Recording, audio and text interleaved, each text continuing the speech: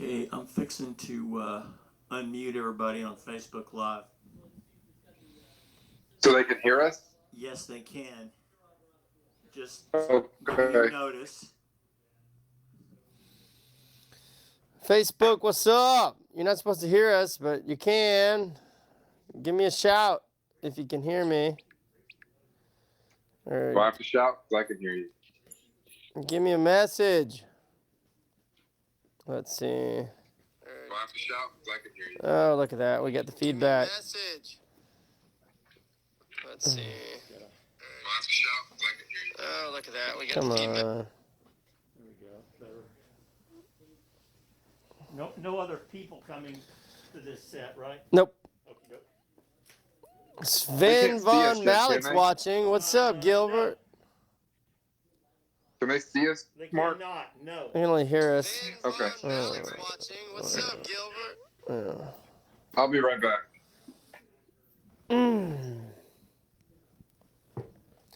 How's everybody doing today?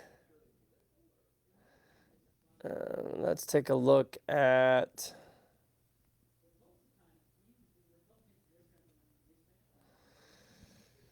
a few things.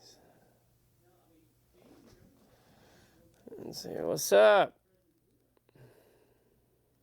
I wish I could see who was watching. Let's see, what's up? I wish I could see who was watching.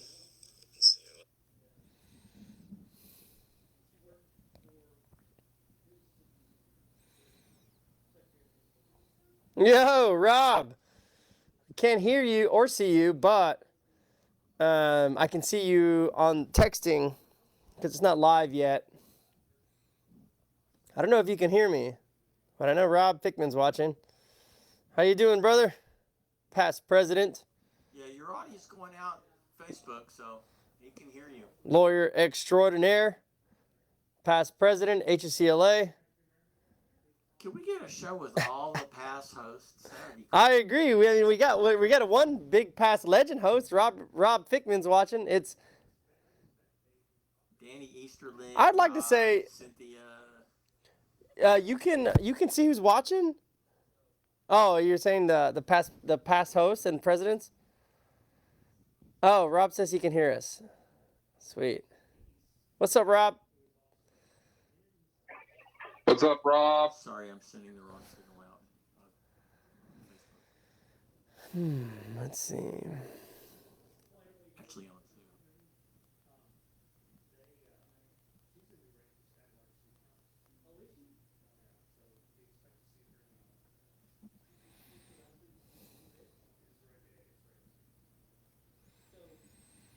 Let me see. Permitless carry, abortion restriction, medical marijuana. There are 666. That's what I'm looking at. Look at that. Star Spangled Banner.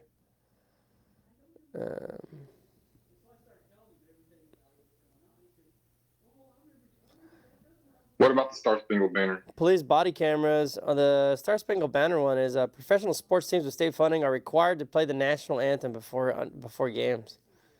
Oh. Banning chokeholds. Okay, for once.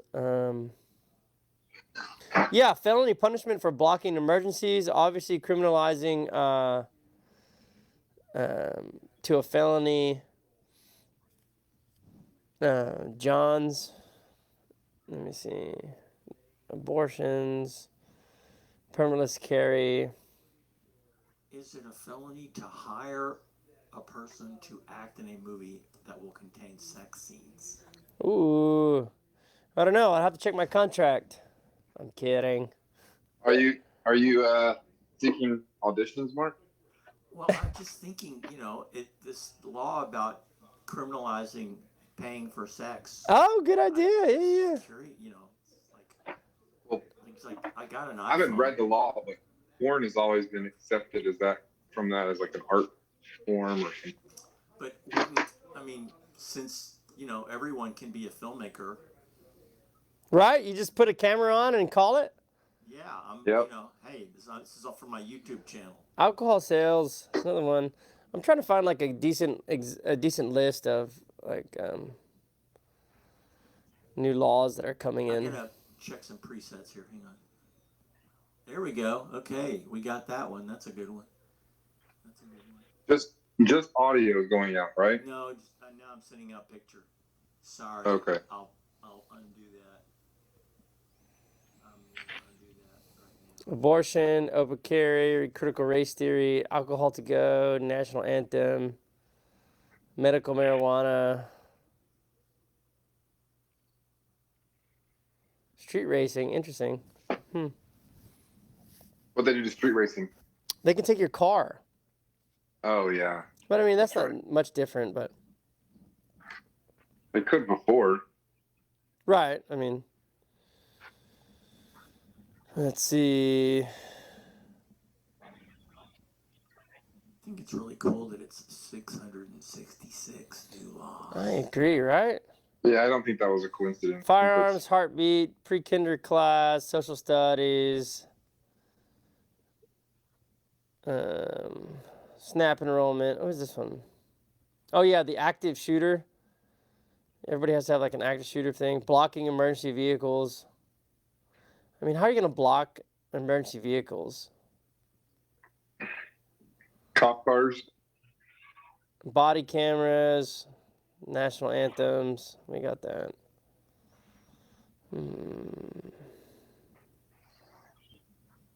Do you have to present the colors too? You just tell me to shut up. It's okay. No, it's good. It's good. It's good. No.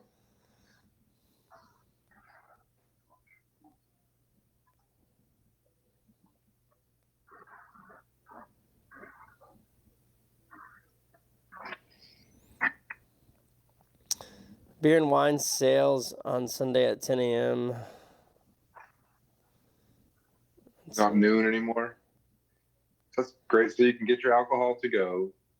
You can get your alcohol earlier on church day, but every other right has just been stripped down a little bit. And you can do all that with a gun.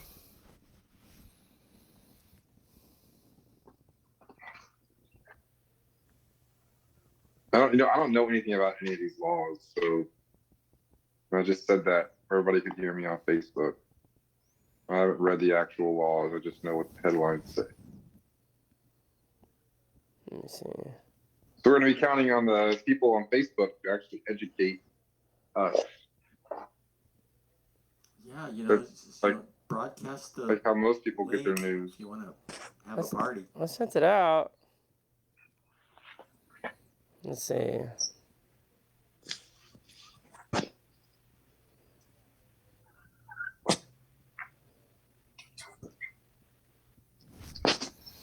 The article that Christina sent out in the listserv on unequal jury representation and its consequences, I thought it was pretty good. I don't think the article addresses anything new. Obviously, we know that, you know, people who can get to jury selection are people who can get to jury selection, and people who can't, and typically people who can't are the poor, and people who can are the not poor. That's basically what the article said. I mean, I was like, yeah, Any guest? that makes obvious. Should- We have somebody on. should Oh, put it on. Craig, what's up? Hey, Craig. Hey man, what's Thanks for going on? coming How are back. y'all? Craig, Good. feel free to hang We out. are- Feel free we to hang are out. live. You're live. Your voice is live. Okay, Craig. Got it. Feel free to hang out to the whole show, or I'll give you an exit if you want to exit after we talk about kind of like an update on the Brazoria County stuff. Feel free to exit or stick around, dude. It's up Or to your call. stay. Yeah. Or stay. Craig, Good, I appreciate it. Craig, can Yes. you hear me? Take your iOS device and do this. Bingo. Did I do that? No, Did no, I you right? want to. We want it in sideways mode. Oh, landscape. Perfect. There you go. Groovy. Excellent. Thanks. You're welcome.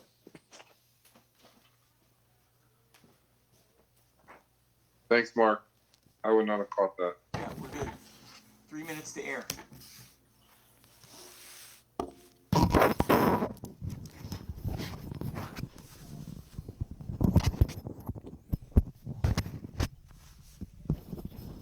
We got a 2-shot. There you go.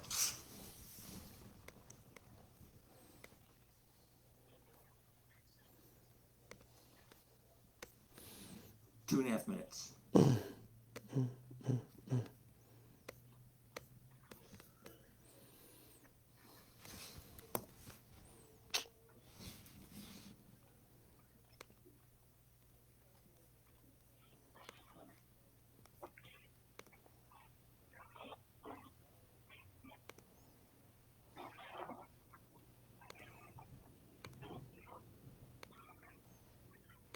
Yeah, I put up last week's. I put up, and it had like 3 times the views of the normal.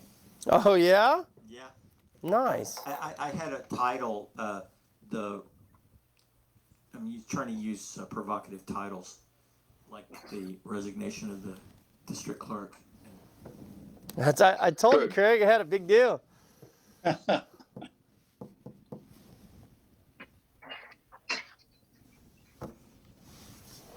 This one's provocative title is 666 New Laws. That was good.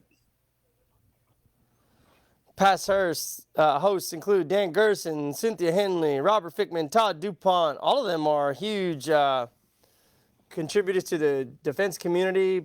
Harris County criminal lawyers, past presidents. So we're always happy to have them here. Obviously, Dan, rest in peace. Cindy's a judge now. Hopefully Todd's watching. Danny Easterling was Danny Easterling. All of them. I'm just reading off some stuff that. All right, here we go. Jimmy Ardoin, Damon Parrish. Jimmy Ardoin, Damon Parrish. Neil Murray Newman. Neil.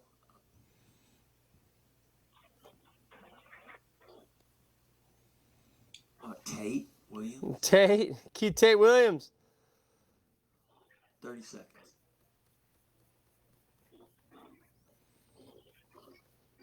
Okay, I'm muting you guys.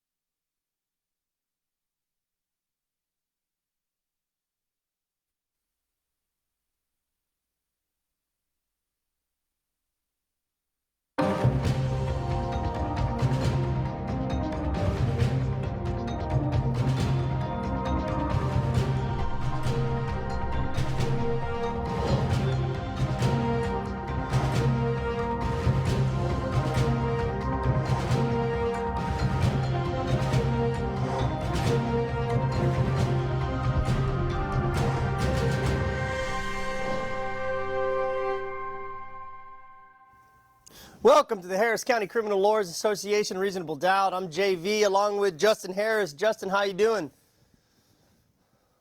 How much I love reasonable doubt. I'm still here.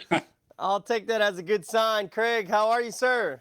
I'm good, JB. How about you? I'm very good, very good. Here at Harris County Criminal Lawyers Association, we welcome everyone, including everybody on the live wire, including the one and only Rob Fickman. We look forward to your comments. Rob, how you doing? I'm kidding. He's on the live wire. I'm kidding. Today, let's kind of start with the what's going on with Brazoria County. I know last week we had a big show, a lot of buzz. It generated a lot of talk, a lot of views regarding what's going on in Brazoria County. And the idea is the DA down there put a notice up saying that juries may have been assembled contrary to the laws in the state of Texas. What's new? Justin, you heard anything? Well, everything I'm seeing on the news is like less than 7 days ago. So I think that reasonable doubt broke this story first. I agree. Craig, what says you? Well, I mean, there's still a lot of rumors floating around, the same as last week, which really that's all this is at this point. I mean, nothing's been proven. These are just allegations. The investigation has just started. I would like to make reference to something that I said last week that I probably should clear up a little bit. I made reference to a rumor that somehow this investigation was related to the retirement of former DA Jerry Yenny, and a number of judges are retiring. Their terms will be up at the end of next year. And I should have been really clear that I don't believe that to be the case for 1 second, that these events are related. I've known Jerry Yenny for the last 20 plus years, had a lot of dealings with her in a lot of cases. She's always been a person of the utmost integrity and character. I think if she had known anything like this was happening, she would have immediately taken steps to investigate it and stop it. And the same goes for all of the Brazoria County judges, not just the ones who are retiring at the end of next year, but the ones that are currently on the bench and will continue to be so. So I should have been clear that that was just a rumor floating around. I was trying to offer some examples of some of the things that people were saying. So I just wanted to get that out. But in the meantime, it's been another week of, interesting events. I'd like to, I don't think anybody thought, nor at least on our circles or from this angle, anybody would ever, anybody thought that Jerry Yenny or any of the current courts knew or had knowledge or should have known about any of this. It kind of appears like, from what we understand it to be, is this is just something that had been going on internally with the clerk, and within the idea is that hopefully a confined circle of humans, we haven't really seen nor heard of it going beyond that. I don't know, have you? No, I have not. And there's no evidence that it did go beyond that. So, but when this dropped, obviously it was kind of like a bombshell going off, or bomb going off, and there were a lot of rumors floating around. But I from what I've heard, that it is just confined to that small group of people, that no one else knew it was going on. Certainly not Jerry Yenny or any of the judges. So, to your credit, Craig, I don't know how other people heard what you said last week, but when I'm doing the show, I really don't remember what I just said 5 seconds ago, much less other people. But I didn't take what you said as any kind of an implication or even a rumor that other people knew about this. What I recall is that you were just stating fact, and that there was a sequitur between the two, that, oh yeah, and Jerry Yenny retired suddenly, not an implication that she knew anything about this, or that her retirement had anything to do with this, whatever this is. And the same with the judges who are retiring as well. That's my recollection. I certainly didn't take it that way, but yeah, I think it's always important that we clear things up if there was any kind of misunderstanding out there. Yeah, I just felt that was really important. So I appreciate, being given that opportunity to do that. Sure. Well, and whoever knew about it, if it was happening or what was happening, it certainly deserves an investigation. It looks like there's been calls for federal investigations and things like that.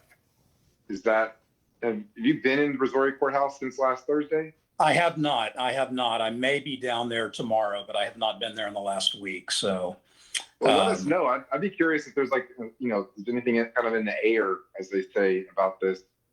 Creating some tension around there. Yeah, I think really, obviously the focus right now is who knew what and when did they know it, and that's what everybody's looking at this point. So. There were photos, the media has kind of spun it, and I don't know if it's true or not true, but there has been photos in the media that, they stormed, or people have come into the district clerk's office and or the courthouse and seized files, and I don't know, has that actually happened, or do you know?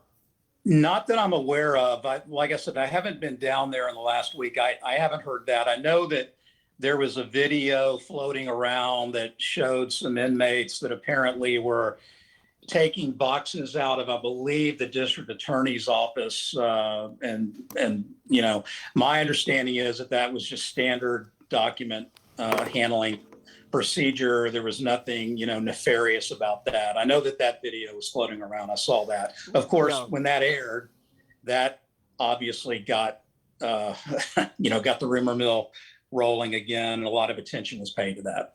I doubt that they'd let inmates go in there and look, handle things that are under investigation. That's just my opinion.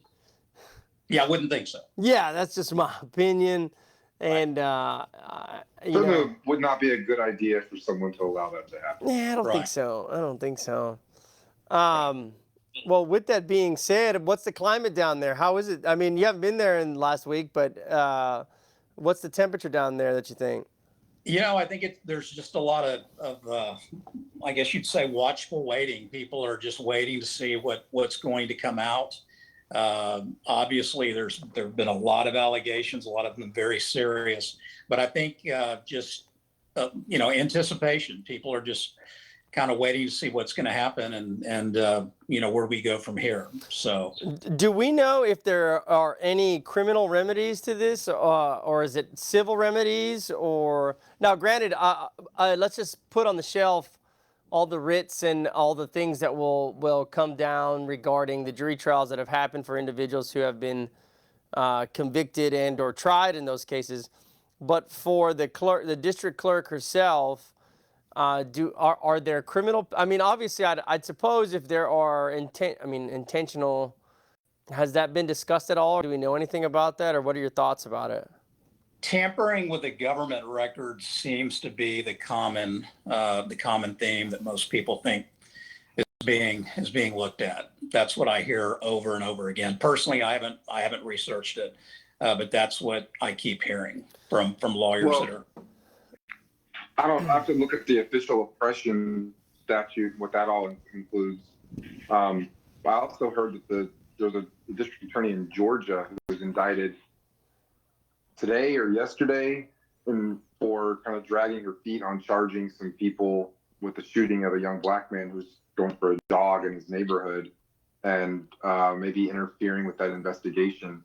But one thing she was charged with was like improper execution of public duties or oath of office or something like that. I just heard it somewhere in the 9 hours was in car today on the radio.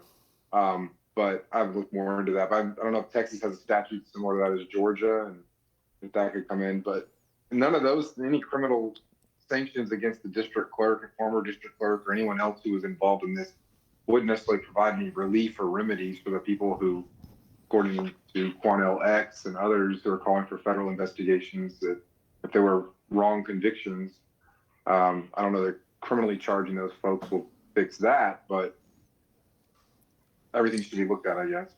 Yeah, it's going to be very interesting, no doubt. I wonder if there are any, if this is like a federal thing or it's going to stay state. I'm not quite sure. I don't practice much federal court, nor do I know any of the federal rules, but I wonder if this is something that goes federal. And I wonder if the clerk's office there, if in the event that she is charged with some sort of criminal activity, whether or not she could get a fair trial in there. Right out the gate, I'm almost thinking, yeah, she probably could, because I doubt the people are that upset that they were probably sending blacks and minorities to prison disparatively. It pisses off a lot of people down there, respectfully. I was thinking of the irony of supposedly stacking the deck in juries, and then whether that person who did so could get a fair trial later on. I'm telling you, man. I mean, Brazoria County is one of the strongest Republican stronghold in Texas, in the history of Texas. And Beto, or Robert, almost flipped it last time. So he came close. He didn't, but he came close. And I'm telling you, man, if you start to take into account what North Pearland is looking at, North Brazoria County is looking like, that county might just flip, man. I don't know, man. I'm just saying, it's just something to think about. Or not, and I'm not here to advocate Republican or Democrat. I'm just saying the demographics of Brazoria County, particularly the north half of it, is changing, and it's changing big time.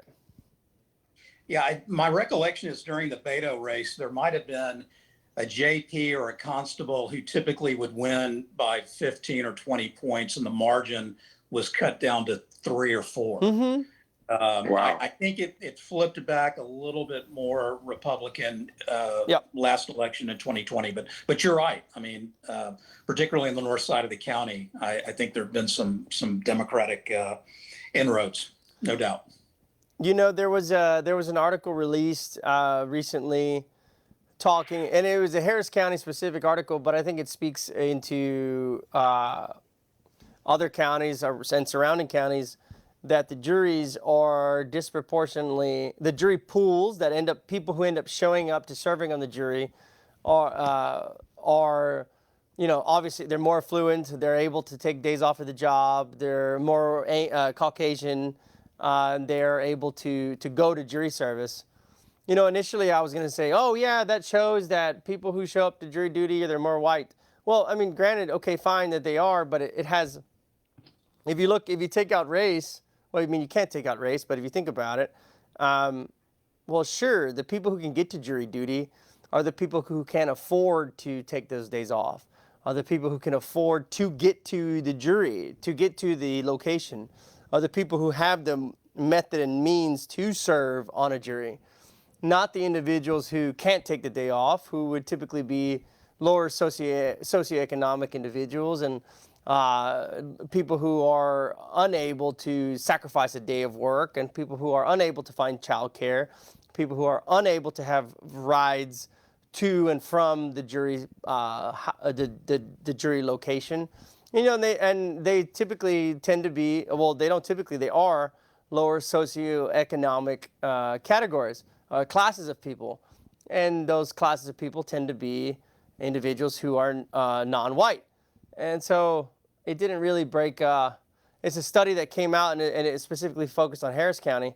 So at the end of the article, I was kind of thinking like, well, like, yeah, okay, that makes sense. People who can get to jury duty are people who can afford and are able to get to jury duty.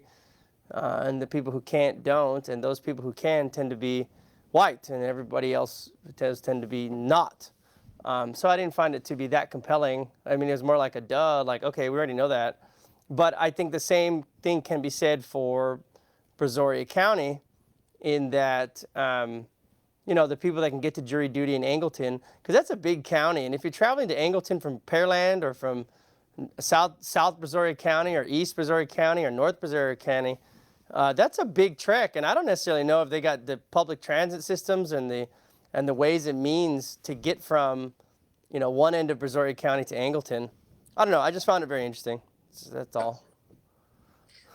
Well, JJ, I'm going to have to sign off. I appreciate being given the opportunity to come on tonight. So, Craig, you're the best, Thanks, man. Craig. We appreciate it. Let All us right. know how it's going down there. Keep us updated. Absolutely. Absolutely. Y'all have a good evening. Likewise, you, brother. Okay. Take care. See you, man. Justin, what's new, man? How are you? Not much. Today's the 2nd of September, so that means on the 1st of September, all kinds of new laws went into effect, right? Let's talk about it, man. 666 new laws go into effect September 1st.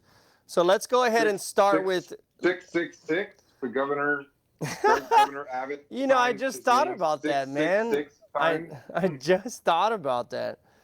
Okay, so the 666 new laws that go into effect. Let's start with number 1. I'm kidding. All right, I know. Like, I don't have my crib notes here, Yeah. dude.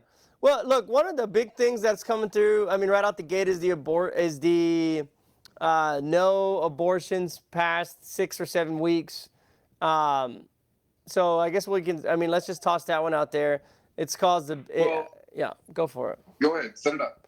No, okay, so the idea is that Texas passed a law that past 6 weeks, 6 or 7 weeks, you cannot abort. Women cannot exercise their choice to abort. Cannot exercise the right to abort. And in the event that they do, while they can't get sued, anybody that aided or abetted them or facilitated in the abortion can be sued. And Texas law allows for a private citizen to sue them. And therefore, and recover up to, I believe, $10,000 in a punitive damage in damages, and also attorney's fees. In the event that the defendant is successful in defending that lawsuit, they cannot recover attorney's fees, and basically they're out of the time and money that's spent litigating these things. The Texas. Wow, that sounds fair. No, it's absolutely not fair. I know that was being sarcastic. Yeah, no. And so the idea is that anybody who says like, hey, you should probably have an abortion, or you should, or somebody who facilitates or drives the individual to have the abortion, or somebody that participates in the abortion can get sued by a private citizen, not only anybody in Texas, but anybody outside of Texas. And also, interestingly, I guess it was challenged, or a petition was filed in the Supreme Court of the United States, and the Supreme Court said, you know what, they didn't say that it's unconstitutional, this Texas law, but they did say that, hey, look, the individuals, it's not, I don't want to say ripe because I'm probably misusing that word, but that procedurally it wasn't ready to be decided. And therefore, September 1st, anybody who has an abortion after 6 or 7 weeks is subject to civil penalties and being sued, which is a big deal. Well, anyone who has an abortion, performs an abortion, I guess empties the wastebasket in the room where there's one. Anyone who, like you said, drives the person to get there. I'd like to know how wide the aiding and abetting is and what kind of knowledge element is required. Because somebody asked me, what if an Uber driver takes someone and drops them off at a clinic? Does the Uber driver have to know what they're going there for? What if the Uber driver figures it out or has a suspicion when they get there? You know, and one thing that's really kind of gets the lawyer geek in me going a little bit in an interesting, intriguing way, but also really angers me as a feminist and someone who supports anyone's right to do pretty much whatever they want with their body, is the way that this law was written, and the so-called pro-life or anti-choice legal factions in the country have been writing and working on whittling down Roe versus Wade and other laws, and intentionally like challenging these laws and putting these in front of the legislature to challenge and see where the borders are for Roe versus Wade. And I heard the guy from the group who sponsored this bill or drafted the bill for the legislature to sponsor on the radio this morning, and he was saying, he was making no bones about it, that this law was intended and uses civil penalties, not criminal penalties, and the intent behind that was to be able to challenge, to withstand any kind of challenge in the courts. Right, because typically, I suppose it's the state. It's the state that is by putting the private citizen as Right. the individual, it circumvented it circumvented any rules and laws, and it allows for this kind of thing. Yeah, it's going to be really interesting to see how it gets, I don't know if enforced is the right word, but used. And I haven't heard that part about if a defendant successfully litigates against something like this, they're on the hook for all their attorney fees. There's nothing. You just get sued. You just get sued the heck out of, and that's it can be expensive. There's plenty of companies who realize they do, risk benefit and cost benefit analysis, and they'll settle out lawsuits just because it's going to cost more to have their lawyers defend a frivolous lawsuit than to just pay out a settlement. It gets like you and me, we ain't cheap, JV, and we're not even these big shot civil lawyers. It's expensive to defend against even a baseless accusation. In the state of Texas, there's something like 50 or 52,000 abortions that happen every year. The idea is, okay, so fine. So we have the baby, but we don't provide the social services that are needed to raise the child. And we cut funding for the social programs that help and assist these children, which I don't get. It's like, have the baby, but don't take care of it. I don't know. Yeah, it's pro-life to the point of birth, right? Well, I'm not here to push my beliefs or views on it. On the flip side, I'd imagine on the other side, it's saying, well, we're preserving life. Fine. What I'm saying is fine. If you want to preserve the life, then take care of the baby when it's born and provide the social system and networking for it to be born. That's just my opinion on it. No, I agree. I agree completely. And, there's 50 to 52,000 abortions a year. 90% of those are after 6 weeks. You know, they call it the fetal heartbeat bill, but there's two heartbeats involved here. There's the mother and the child, and there's no exceptions under this law, not for rape, for incest, for anything. Right, and it's like you can force a 14-year-old rape victim to carry the baby to term and not only jeopardize the 14-year-old who's having the baby, for example, and then the life of the baby, for example. But at the same time, they're opposing vaccines, mandatory vaccine, right? Right. It's just incredible to me. It's absolutely incredible. They're opposing like a living wage for the parents to be able to support the child. Then they turn around, like you said, and oppose any kind of social services and benefits that could help supplement the low income that the parents may be having to live on. It's have the baby, don't support it, and then when you don't support it, you have people in poverty, and poverty breeds crime and then feeds the system, and never mind the fact that there are not laws passed that have anything to do with what you and I can do with our bodies as men. Right. Right. You know, as a father who was there for every single step of the way that I possibly could be, when my child's mother was pregnant, it puts a lot on a woman's body, and not just during the pregnancy, but afterwards. It's a big decision that should be made. And if the decision to get pregnant wasn't made, or things change and information comes out after that, the woman should have a right to be able to make those decisions about her body. And many, many women, many pregnancies happen, and they're not even discovered till after 6 weeks. This is mind blowing. And it certainly does not make Texas look very good, because it's the first state that's enacted this. It's scary that the Supreme Court declined to hear arguments on it, or take the issue up. The dissent that Justice Sotomayor put out was scathing. I was not as surprised based on some recent things, but I was intrigued to see that Chief Justice John Roberts joined in with the 4 dissent, who wanted the case to be heard. I was very interested to see that. I think there was something like 24 clinics who were performing these procedures in Texas.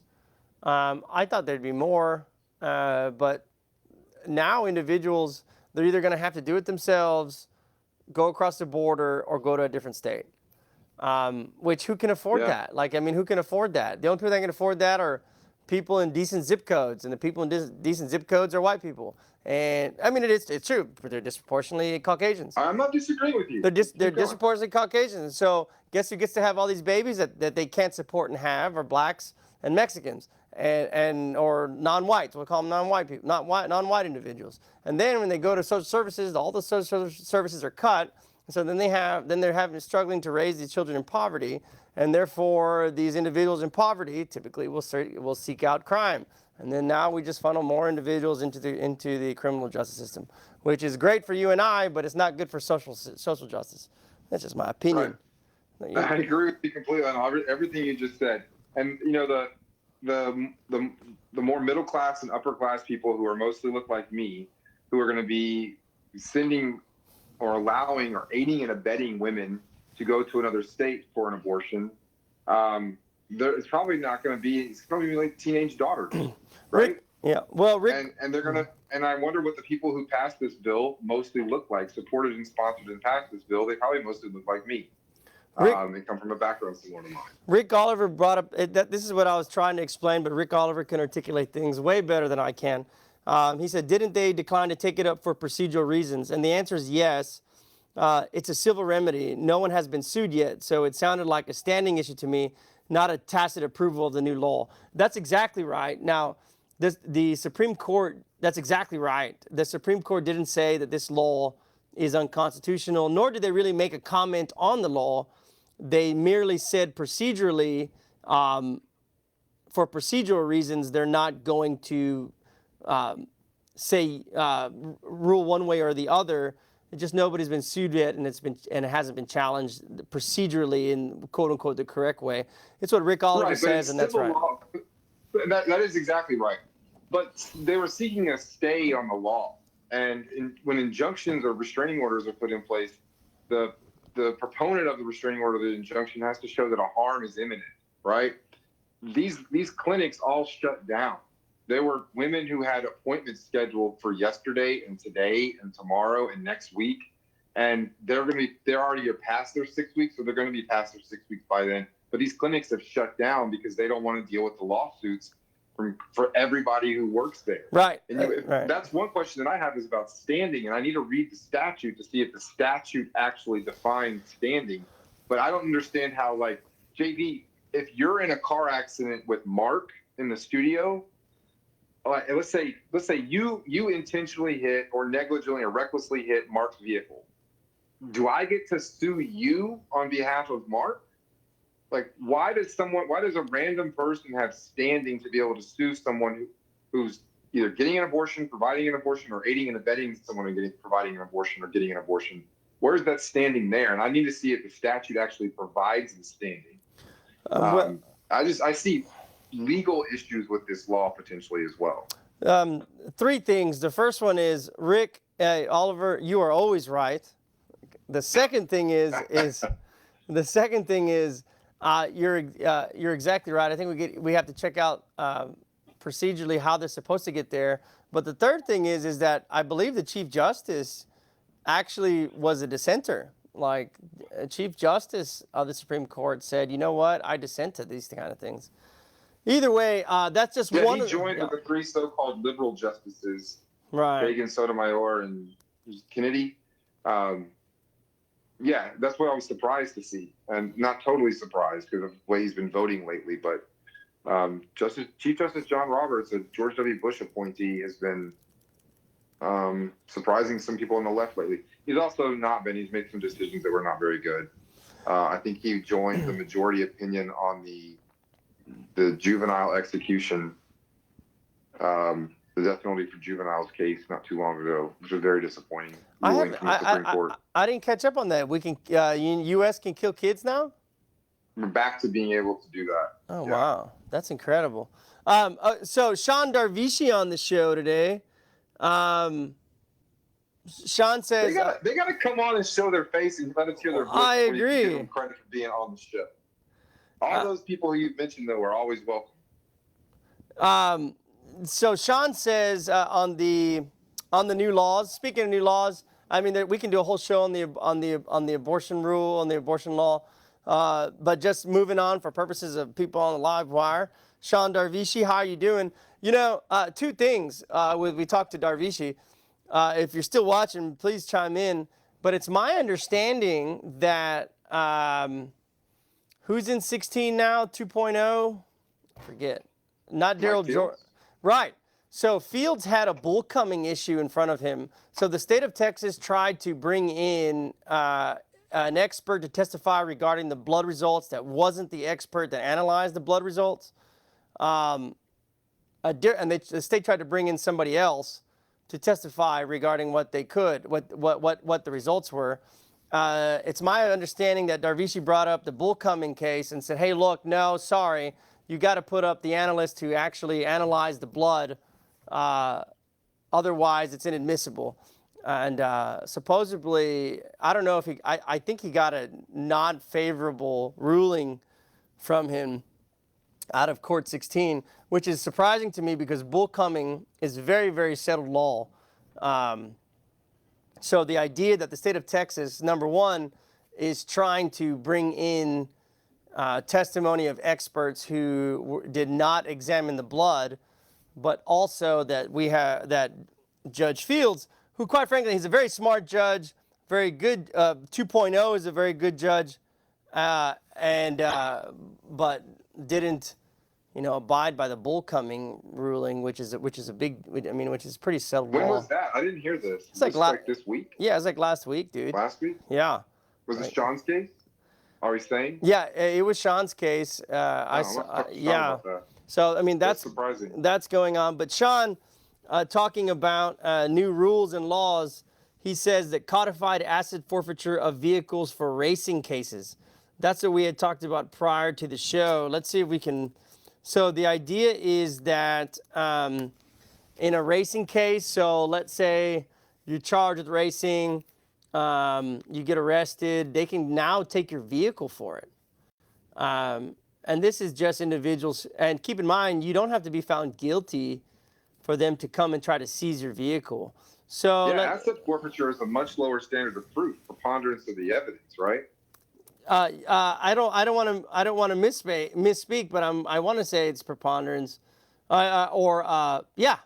is it preponderance? I know when it's your money and your house and like a drug situation, it's preponderance of the evidence, which we're dealing with like 2 steps down from beyond a reasonable doubt. Yeah, that's a big deal. I mean, I guess that's one way. Here's a bad joke. I guess that's one way to make people stop racing is for the government to seize their vehicles, and then the cops can just race like they did in D.C. and then wreck into each other. I would like I'm looking it up. I'm trying to find it here for whatever reason. Racing, it's not coming up on one of the ones that most people want to look at. I mean, it affects us dramatically because individuals charged with racing, we already know the district attorney's office goes and seizes assets before anybody is found guilty or pleads guilty at all. So as attorneys, and anybody who's been involved in the law, look, if you get arrested, they can seize anything like the wad of cash you have in your pocket, the car that you're driving. They can get it and try your house, your boat, your Rolex that you're wearing, whatever it is. They can seize it as contraband or proceeds of contraband before you've pled guilty, before you've been proven guilty, any of that. Basically, they sue you and they ask you to admit all kinds of things during the discovery process, typically before your case has even been litigated, and take your stuff. So now they can do it, I guess, for racing. I would love to hear what the limitations are on their racing. Well, I'd like to see how this is going to happen, because in the couple asset forfeiture cases I've waded into, they'll make settlements, right? They'll offer, we'll return 20% of the cash and we'll keep 80% if your client signs away rights to it. I don't know how you're going to split up a car. I guess they're going to offer to let the person buy their car back for a lower amount. I also want to see if there's any disparity in the cars they take, right? Are they going to start seizing like Dodge Charger Hellcat? I was going to say, it's usually Chargers or Challengers. Yeah, no kidding. I mean, it's just Chargers and Challengers. That's kind of under the speed limit if you have a Dodge in here. It's Chargers and Challengers. That's what, and they're all tinted out, man. They're all tinted out, and typically they're orange, black, or red. Right. Well, I had 2 Challengers last week. They were racing each other. One was white, and one was gray. But allegedly racing each other. But yeah. If you and I race, I know they're going to want your caddy, but they're not going to want my Subaru. So am I going to get that at an impound and yours is going to be forfeited, or are they going to try to take both of our cars? So the idea is that, let me see, it says something here, House Bill 2315, known as the Street Racing Bill. It allows for the forfeiture of contraband relating to the criminal offense of racing on a highway. In short, this bill could strip drivers of their cars if they're caught street racing. Wow, that sucks. Typically, on the racing thing, so what? So you're racing. Let's say you're legitimately racing, you get caught. You pay the fine. You call it. You get the deferred and it's out, but you get to keep your car. I guess nowadays they're saying they can come and take the car. Is this supposed to be a deterrent against racing? Yeah, but isn't the whole point of racing to be like? Will they pay the bank note if they take a car that's still not paid off yet? I don't know. This just seems like a little bit of a. Sean Powers. It just seems like the legislators just are full of nothing but great ideas over there in Austin.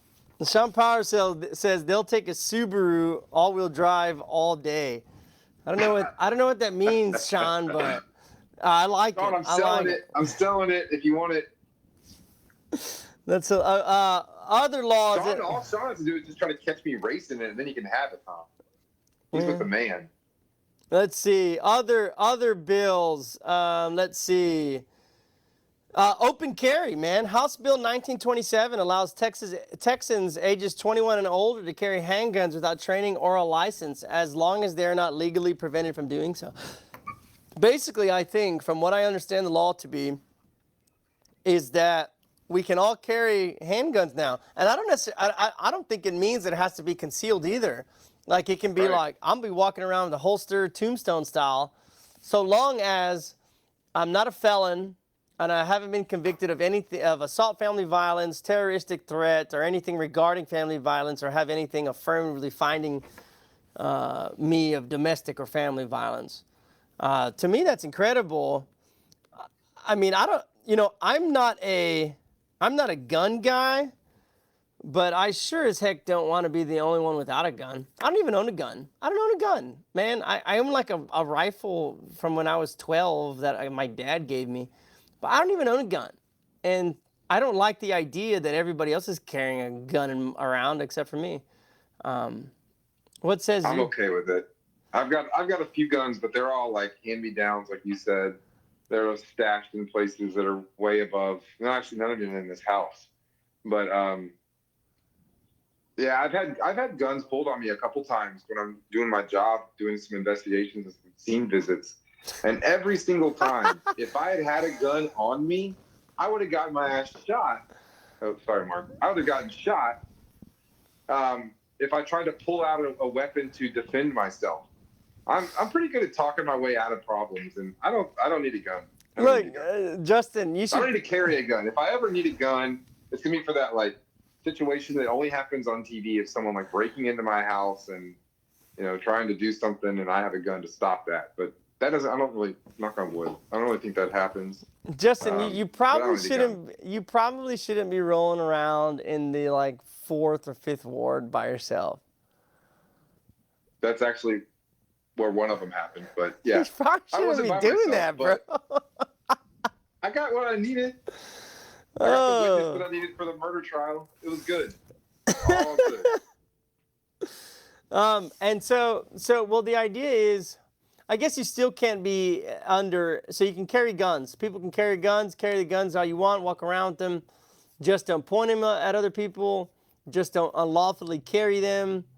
I guess the idea now is you can carry guns, you can drive with guns. The whole idea of like, typically unlawful carrying of a weapon, we have people stopped in vehicles and then like the butt of the gun is showing or exposed.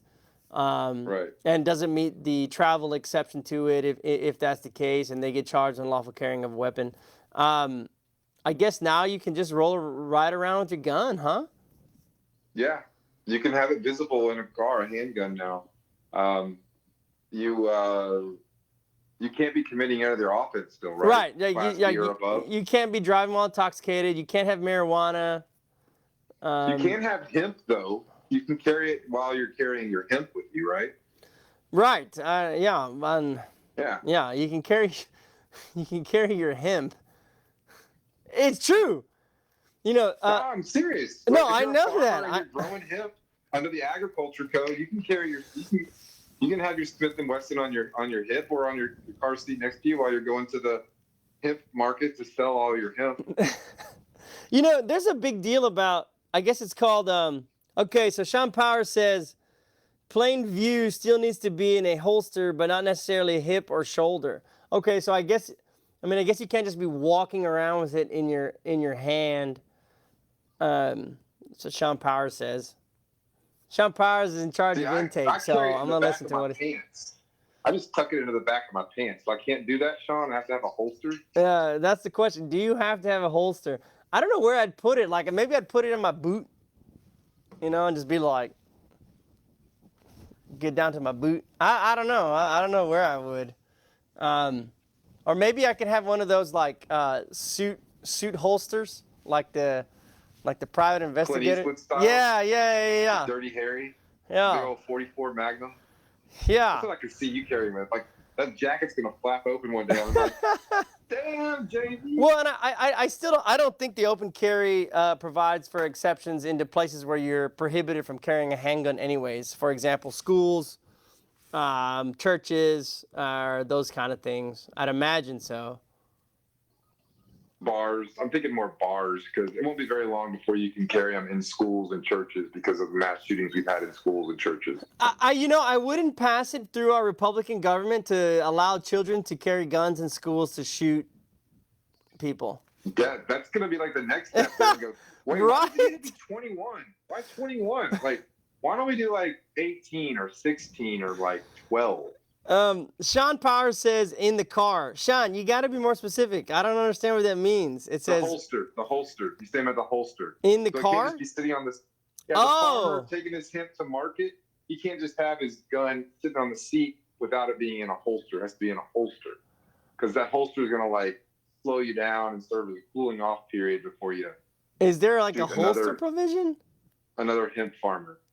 Well, fair enough. Speaking of two things, marijuana, House Bill 1535, people with any form of cancer or post-traumatic stress disorder now have access to low THC cannabis for medical purposes. House Bill 1535 is an expansion of the Texas Compassionate Use Program, which allows people with conditions such as epilepsy and autism to access medical marijuana. It now extends the category of individuals for any form of cancer.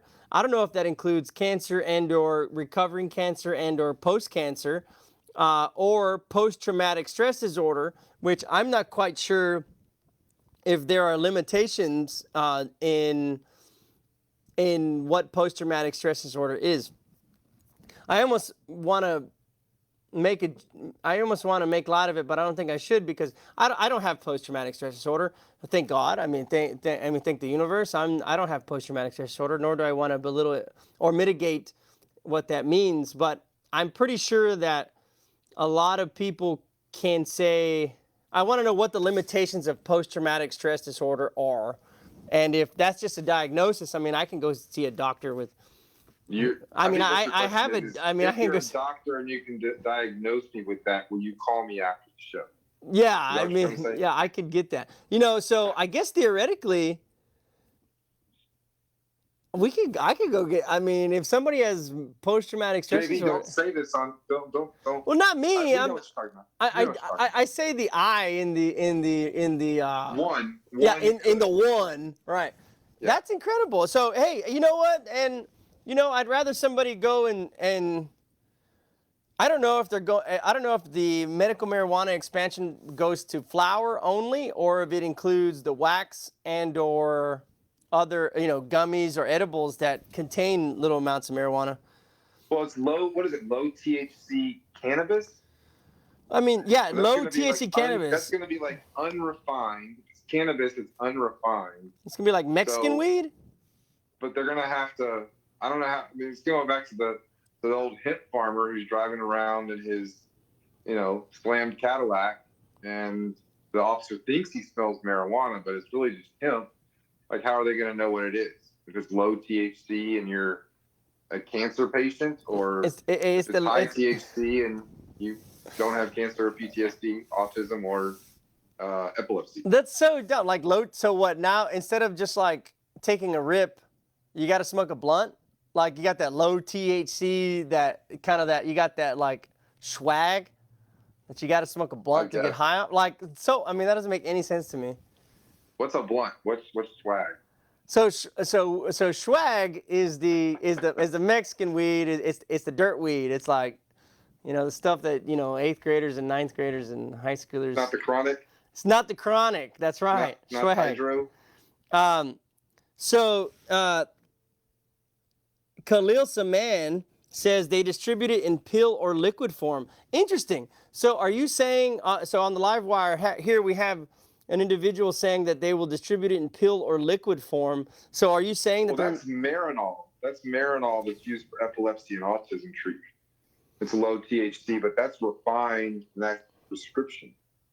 So I don't know. I don't know if Mr. Saman is telling us that prescription is now can be prescribed to cancer patients and people with PTSD or what, but if it's low-grade cannabis, my understanding is the legal definition of cannabis is a green leafy substance that's not refined. I may be wrong on that. That's interesting. Wow. And I wonder, I mean, you're going to find docs, like you can find any doc, you can find docs to prescribe you Adderall and Oxycontin and anything you want. You can get all that stuff legally, but you can't get an abortion from a doctor. You better not get an abortion from a doctor. I mean, because you're going to get your ass sued. Okay. Speaking of marijuana and kids with guns, there is John Darbici's chiming in again? No. Well, I was going to tie the two, but there's an active shooter bill. Let's see. Active shooter alert system. House Bill 103 creates the Texas Active Shooter Alert System, which will notify Texans in the vicinity of an active shooter seen through their phones. Oh, cool. So so you get like a buzz saying there's a shooting going on. And the system can be activated by request of local law enforcement. I guess it's kind of like buzz, and then there's an active shooter, and then like everybody with their gun can go in and like take out the active shooter. The ones with PTSD and cancer can just sit back and like smoke their swag under a desk. Hey, yeah, and you know what? They just need to chill. I mean, I'm gonna be over here like I can't smoke and I don't know any guns, and I'm just gonna be like, oh my God, what am I supposed to do? I can't smoke weed and I don't have any guns. I don't know. I go don't. hide under the desk. Well, let's see what else. So, Senate Bill 4, the Star Spangled Banner Protection Act, says that sports teams with state... Oh, I'm so glad they're protecting the Star Spangled Banner. It was just getting beat up left and right. What'd they do? Hold on. Khalil Saman says he had a client recently get a script, and it came that way. It was for narcolepsy. Wow. So, narcolepsy. Rick Oliver says he has restless leg syndrome. He might need some small. Okay. He might need some small weed for that, dude. I'm no doctor. I'm no doctor. Low-grade THC. It's a treatment for RLS. But I swear to God, don't you dare get an abortion. Nope. Start. So the fourth Senate bill, SB 4, was to protect the Star Spangled Banner. Yes. So professional sports teams with state funding are required to play the national anthem before games. Okay. Yeah. So Texas, who doesn't want federal oversight in any way, spent time and money and legislators to pass a bill to protect the federal national anthem. Did they do anything for the Texas Pledge of Allegiance that nobody knows except for people who go to Court 16? That's messed up. Yeah. I agree. We should take our guns and secede. No, I don't know. No, I don't know. I don't know. If we do secede, do we still have to respect the Star Spangled Banner?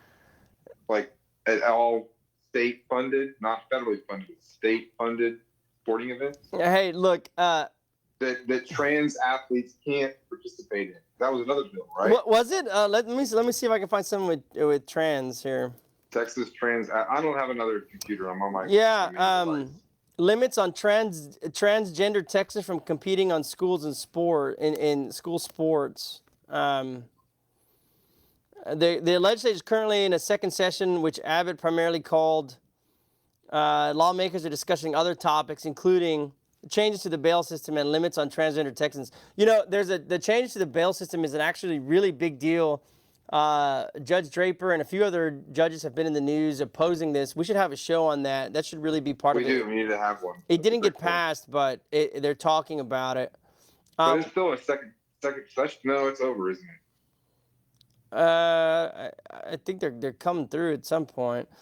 There's another one. One of the other big ones that's in town that started is you can't. Hey, if you solicit prostitution, if you're a John and or a Jane, it's a felony now.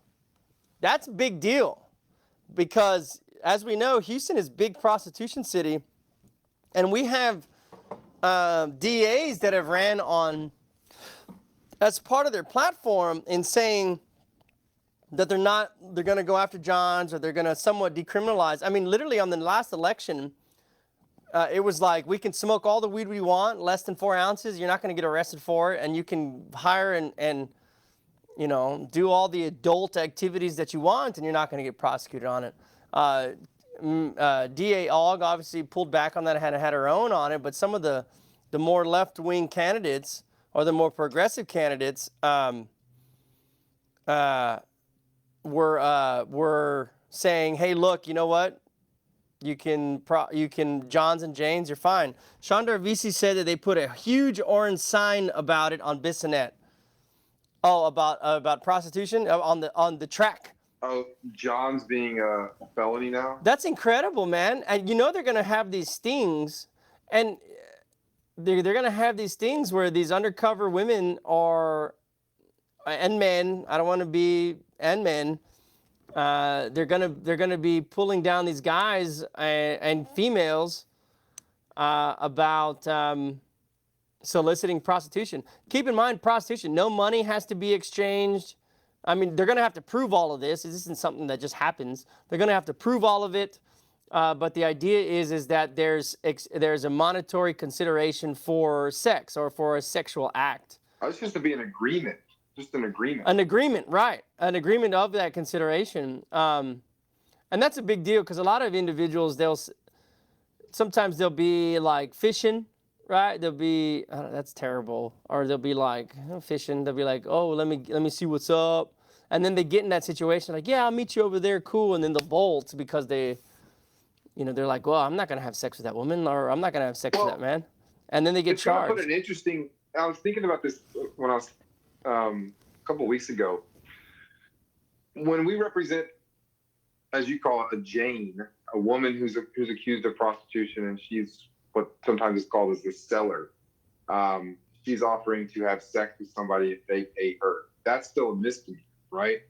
And you've seen these cases, right, where the buyer, the John, is an undercover male officer, right, or someone at a strip club or something like that, right? So when we cross-examine that officer on the stand, now we get to point out to the jury that officer committed what would be a felony offense, while our client is charged with a misdemeanor offense. And the officer is not getting charged with felony simply because they were in the undercover police capacity and they're acting within their duties as law enforcement officers. So I can't think of other situations where we could be representing someone in a misdemeanor where what led to their arrest was someone else going through all the motions of committing a felony. Does that make sense? Yes, it makes perfect sense. I'm curious to see how that can get played with in front of a jury and what juries might think of that. Well, and it's also somewhat akin to less than a gram cases where juries are going to just be like, are you kidding me? Like you've spent $50,000 of taxpayer money to litigate this less than a gram case, or in the same scenario, are you kidding me? You're litigating this case and you're going to make this guy a felon for him or her talking to another individual about having sex. I mean, that's tough, man, and that sucks. I mean, I don't understand. Well, that sucks. Yeah. No, I don't know. I know we only have a couple minutes left, so let's talk about. We talked about all the social issues that the legislature passed. Let's talk about some of the things that they did, like criminalizing utility companies who cut off people's power during winter storm or don't do sufficient things to maintain the infrastructure during winter storm, and people actually die from that. Do you have information about those laws that were passed? Yes, there was I'm looking at some like. Yes, I'm know. being facetious. None of those were passed. Well, and they didn't do anything. They wasted all their time worrying about problems that don't really even exist. Well, and I said yes, and I looked, and I was like, no, I don't see any of that. No.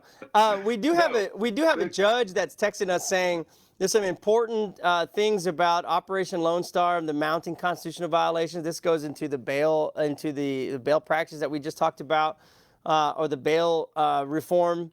One of them being that they're about denying counsel, racist and xenophobic arrests and prosecutions, unaffordable bail with no individualized considerations.